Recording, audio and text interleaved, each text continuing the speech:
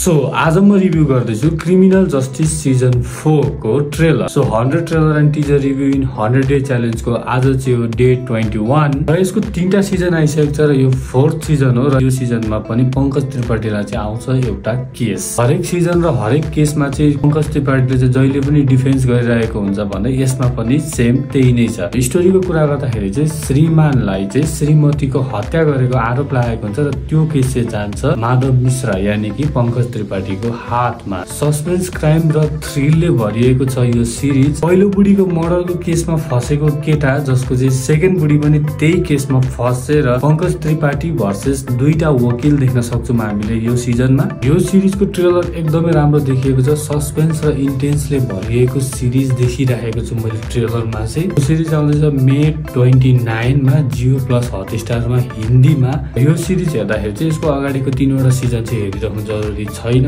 किनकि यो 3टै सिजन चाहिँ यो सिरिजसँग कनेक्टेड छैन।